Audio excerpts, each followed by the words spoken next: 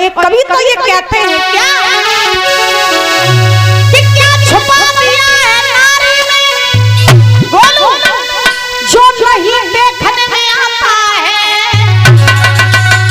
और नारी के आगे सूरज बलवान तलक झुक जाता है।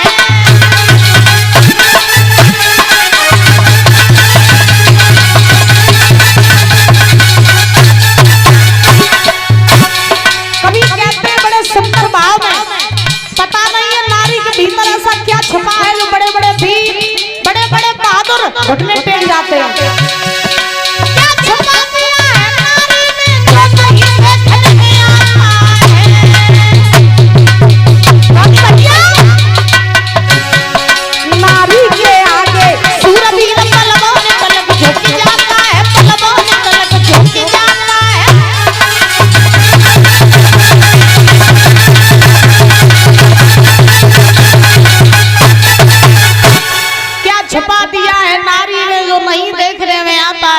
और नारी के आगे सूर वीर बलवान तलक झुक। और ये कवि तो ये कहते हैं क्या कि क्या छुपा दिया है नारी में बोलो जो नहीं देखने में आता है। और नारी के आगे सूर वीर बलवान तलक झुक जाता है।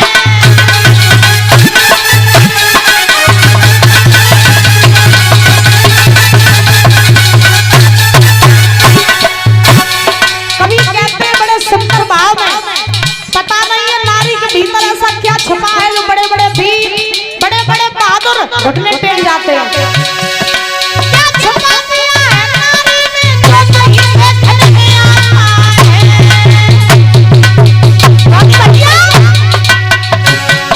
नारी के आगे सूर वीर बलवान तलक झुक जाता है। बलवान तलक झुक जाता है।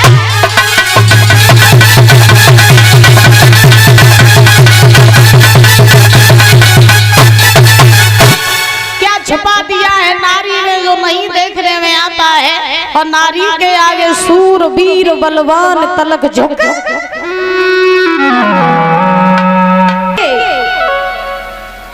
लोग कहते हैं कि बाप के जाने के बाद घर की मालिकी संभालता है घर का बड़ा बेटा। पहले क्या होता था दादा,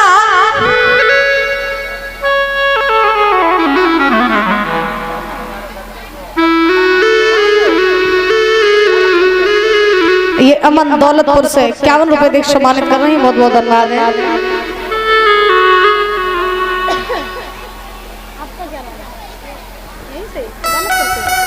और ये शिवम 100 रुपए देख सम्मानित कर रहे हैं। कामना करेंगे बच्चों की लंबी आयु होती रहे, बल बुद्धि विद्या बढ़ती रहे और ऐसे ही अपने माता पिता का नाम रोशन करते रहे। यही कामना यही आकांक्षा है। श्री राधा रानी सरकार की। तो देखिए परीक्षा जी, लोग कहते हैं कि बाप के बाद घर का मालिक होता है घर का बड़ा बेटा। पहले क्या होता था कि पहले जैसे घर में 4 लड़के होते थे तो चारों इकट्ठे रहते थे। बाप के बाद घर का मालिक हो जाता था बड़ा बेटा, फिर वही बड़ा बेटा बाप का फर्ज निभाता था और अपना घर चलाता था। आजकल क्या है कि घर में 4 बेटे हैं तो बाप की जमीन के 4 हिस्से हो गए और सब अलग अलग अपना कर रहे हैं। यानी आजकल 4 है तो चारों मालिक हैं और पहले एक होता था। बच्चों को घर का मालिक बनाना बहुत अच्छी बात है, बच्चों के ऊपर जिम्मेदारी डालना बहुत अच्छी बात है, लेकिन घर का मालिक बनाओ कब लड़के को, तब बनाओ जब जान लो कि बेटा गुणवान है, संस्कारी है, हम जो कमाएंगे उसका सही जगह उपयोग करेगा और वो जो कमाएगा उसका भी सही जगह उपयोग करेगा। तो ऐसे को घर को मालिक बनाओ तो बढ़िया है, तो कुछ फायदा मिले। और घर की मालिकी तुम शराबी जुआरी कबाड़ी को दे दियो तो तुमने जो कमाओ सौ विनाश, सबू जो कमाया सौ नाश।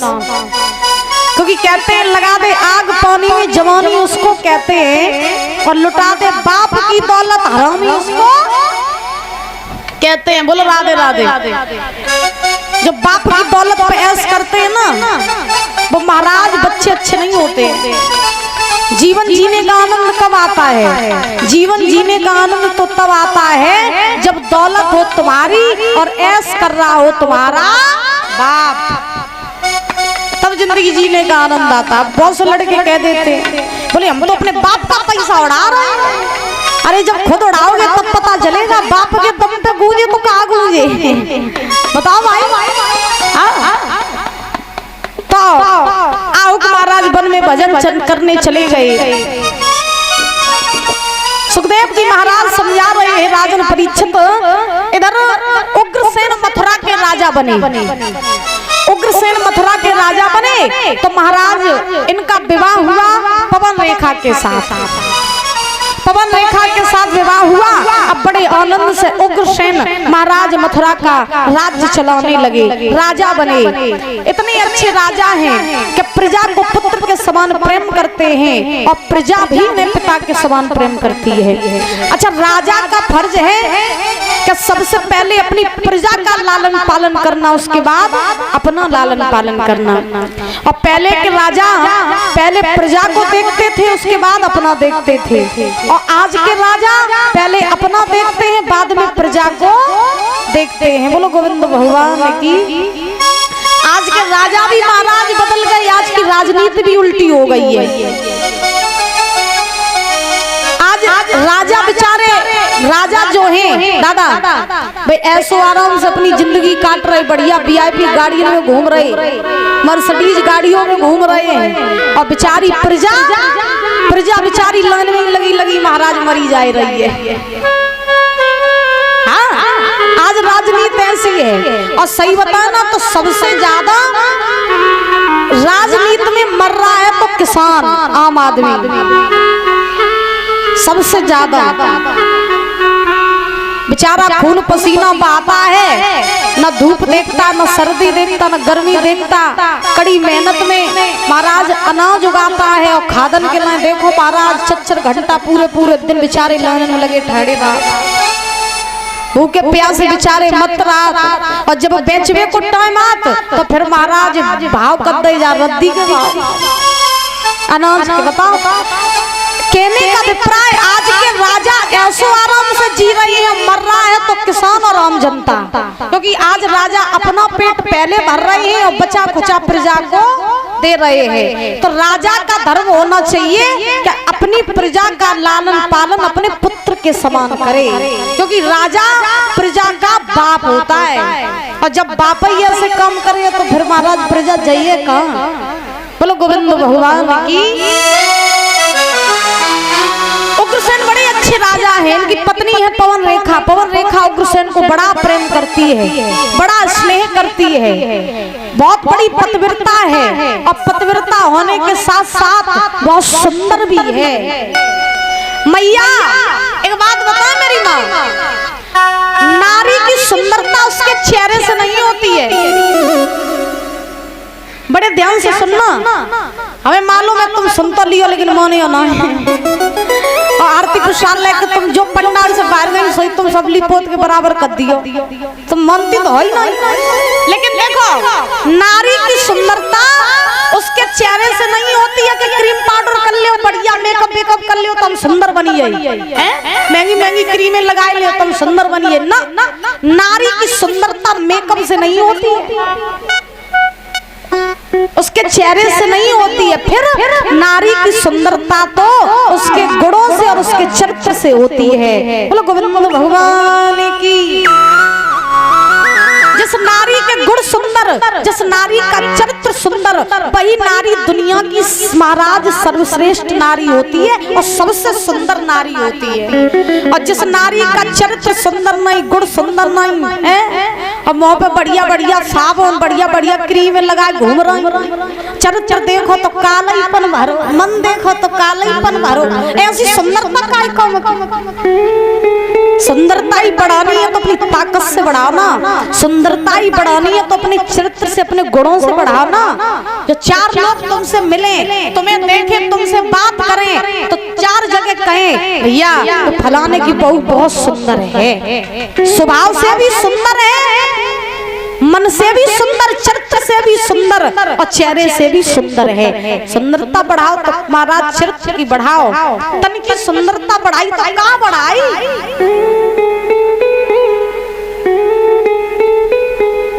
बताओ भाई।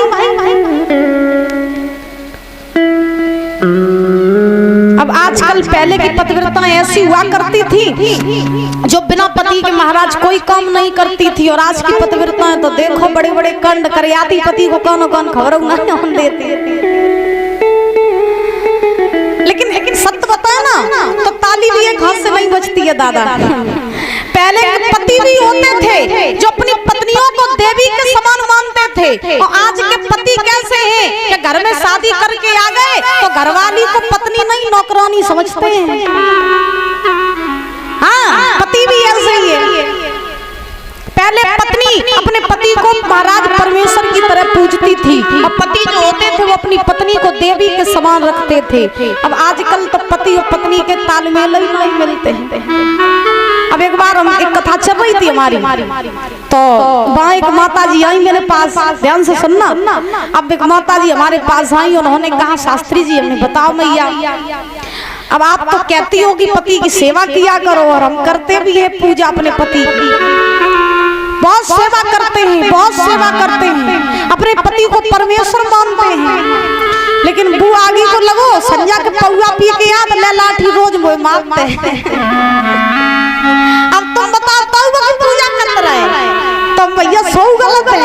अब ऐसा नहीं है कि पत्नी आरती का थाल लेकर के तुम्हारे पीछे पीछे घूम रही है कि तुम ही मेरे परमेश्वर, तुम ही मेरे ईश्वर हैं, रोज तुम ही पूजा कर रही हो, तुम संजा के भाई परमेश्वर पौआ पी पत्नी को मारते हो।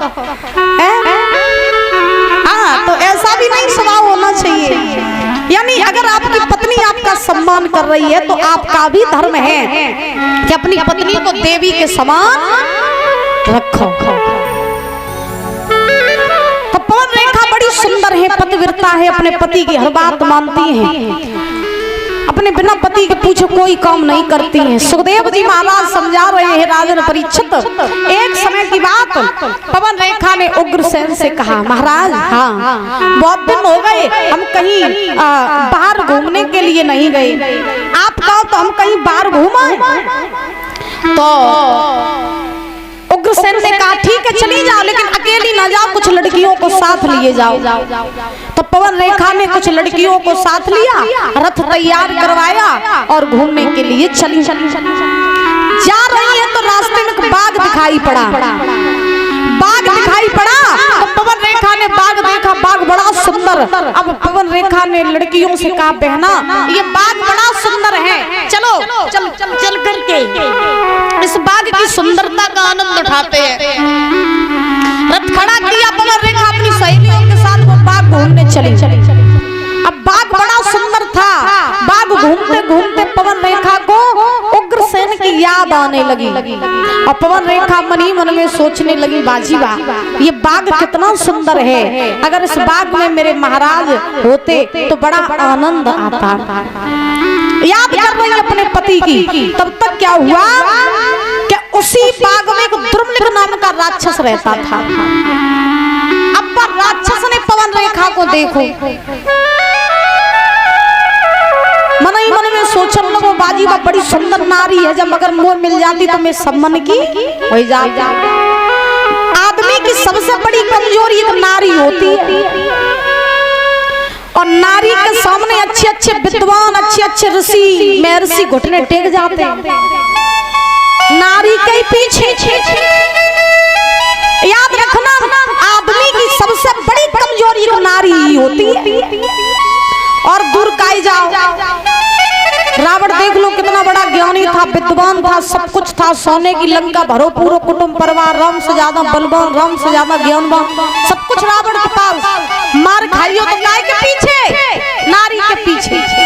और छोड़ो पुत्र रावण है, बाबा देवर्षि नारद, बाबा नारद जितने कई के सब जिंदगी कबू नारी रही देखे नहीं, बाल ब्रह्मचारी रही, और बेव नारद जी विश्व मोहिनी के चक्कर में बोराइया थे।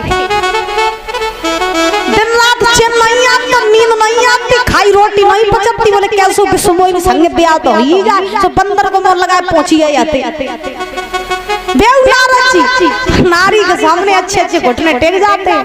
और एक कवि तो ये कहते हैं क्या कि क्या छुपा दिया है नारी में बोलो जो नहीं देखने में आता है। और नारी के आगे सूरज बलवान पलक झुक जाता है।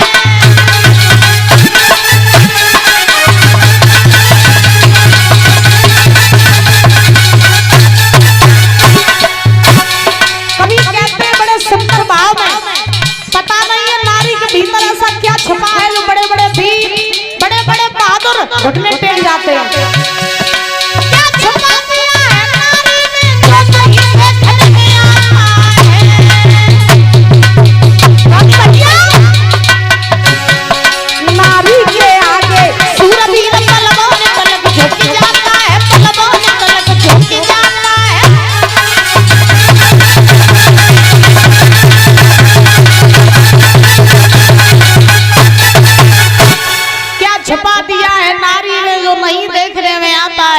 और नारी के आगे सूर वीर बलवान तलक झुक।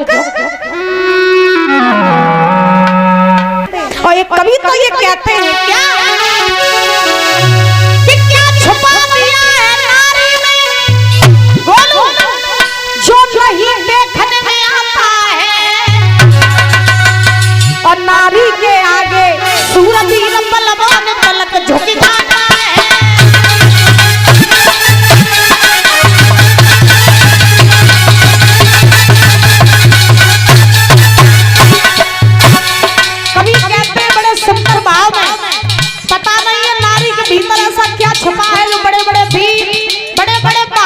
घुटने टेक जाते हैं। क्या छुपा दिया है नारी में जो नहीं देखने में आता है।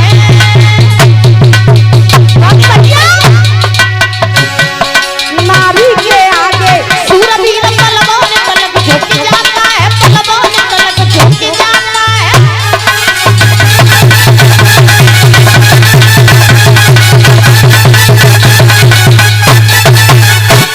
क्या छुपा दिया है नारी में जो नहीं देखने में आता है। और नारी के आगे सूर वीर बलवान तलक झुक। और एक बात बताऊं, जीवन में प्रेम सब तक करियो लेकिन पराई नारी से बच के रहियो। पराई नारी से और कलयुग में अपनी से बच के रहियो। हाँ पहले कहते थे, पहले का जमाना था तो कहते थे पराई से बच के रहो। आज को जमाना है कि अपनी से भी सावधान रहो। अपनी भी पता नहीं कि कब महाराज 15-20 टुकड़ा करके और हरे वाले ड्रम में भरवा को चली जावे। ताजी ताजी खबरें भाई, ताजी ताजी खबरें। हाँ क्या नाम है आपका? निशु। ये निशु, उनकी तरफ से 51 रुपए आए हैं, बहुत बहुत धन्यवाद है। तो परीक्षक जी महाराज जमाना बड़ा विचित्र हो गया है। एक आई थी वो अपने पति को ड्रम में भरवा के चली गई।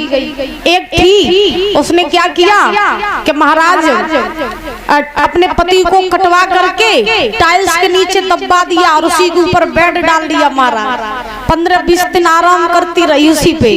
बताओ ऐसी ऐसी नारियां भी है। तो आज के जमाने में अपनी से ज्यादा सावधान रहो। पराई इतनी जल्दी धोखा नहीं दी, आजकल अपनी जल्दी धोखा दे जाए। बोलो राधे राधे, प्रेम से बोलो। क्योंकि एक कवि लिखते हैं बड़े सुंदर भाव है कि प्रीत करे तो करे मर्द से और नारी से प्रीत करे ना। नारी अपनी नहीं होवे दिन आए तो तमरे।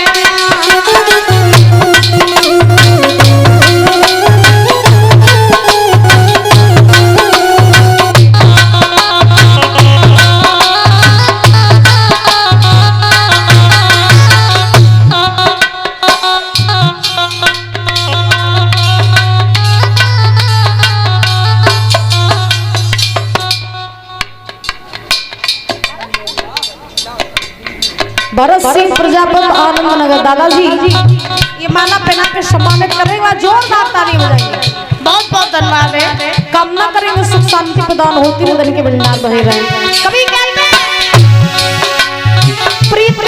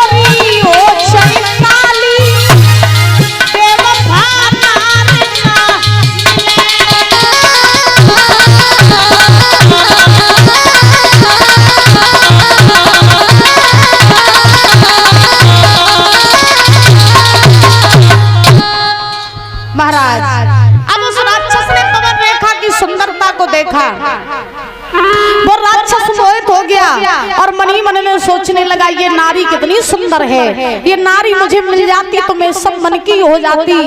तो अब वो राक्षस उसने सोचा कि अब करें क्या, इसके साथ में मुझे छल करना है, अब करें क्या। तो उस राक्षस ने उग्रसेन का भेष बना लिया और उग्रसेन का भेष बना करके वो राक्षस पवन रेखा के पास में जा पहुंचा। और जैसे ही पवन रेखा के पास में वो राक्षस पहुंचा उग्रसेन का भेष बना के, तो पवन रेखा नहीं समझ पाई कि ये मेरे महाराज है या कोई राक्षस है। पवन रेखा ने जाना कि हमारे महाराज हैं। तो क्या हुआ कि पवन रेखा ने उस राक्षस से कहा, महाराज अरे आप, हम तो भी आपको याद कर रहे थे, आप इतनी जल्दी आ गए। उग्रसेन के भेष में वो राक्षस बोला, तुम मुझे घर पे अकेला छोड़ आई थी तो मुझे अच्छा नहीं लग रहा था, इसलिए मैं तुम्हारे पीछे पीछे चला आया। पवन रेखा बोली कोई बात नहीं महाराज, आ ही गए हो तो देखो ना ये बाग कितना सुंदर है, चलो मिलकर के इस बाग की सुंदरता का आनंद उठाते हैं। तो वो राक्षस पवन रेखा के साथ घूमने लगा उसी बाग में। सहेलियां जो थी पवन रेखा की वो बिछुड़ गई। राक्षस पवन रेखा के साथ आगे बढ़ा और जैसे ही आगे बढ़ा तो इस राक्षस ने मौका पा करके पवन रेखा के साथ में छल कर दिया। छल जब किया तो ये राक्षस अपने राक्षसी भेष में आ गया, ठाके मार करके जोर जोर से हंसने लगा।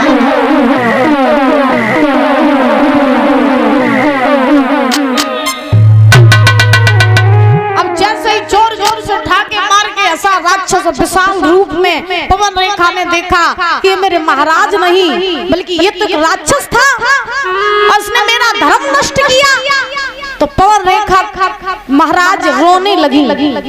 उस राक्षस से बोली है, दुष्ट नालायक पापी, तूने मेरा धर्म नष्ट किया। अगर मैं पहले ये जान लेती कि तू एक राक्षस है तो मैं तुझे श्राप दे करके भस्म कर देती। और रो करके पवन रेखा बोली कि अरे तेरो हुए सत्यानाश, अधर्मी धर्म बिगाड़ो मेरो।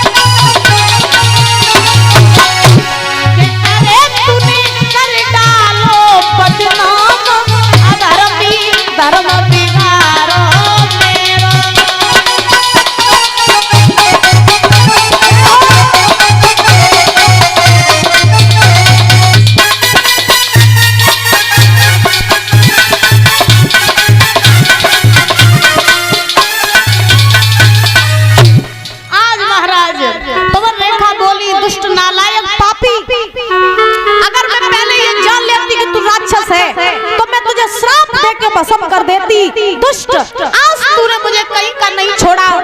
अरे मैंने स्वप्न में भी कभी किसी पराई पुरुष का स्मरण नहीं किया और तूने मुझे स्पर्श किया। रोने लगी पवन रेखा। कहते हैं घर मकान टूट के गिर जाए आदमी मेहनत करके बना लेगा, पैसा चला जाए आदमी मेहनत करके कमा लेगा, लेकिन दादा गई हुई इज्जत ये कभी वापस नहीं आती। जो ठोकर से गिर जाता है उसे कोई ना कोई उठाता है, लेकिन जो नजरों से गिर जाता है उसे कोई उठा नहीं पाता। कपड़े में दाग यदि लग जाए तो धुलने से छुट जाता है, और कुल में दाग लग जाए उसे कोई छुटा नहीं पाता। दुष्ट, तूने मुझे कहीं का नहीं छोड़ा, रोने लगी। उस राक्षस ने कहा देखो अब जो हुआ उसे कोई बिगाड़ नहीं सकता है, लेकिन मैंने तुम्हें स्पर्श किया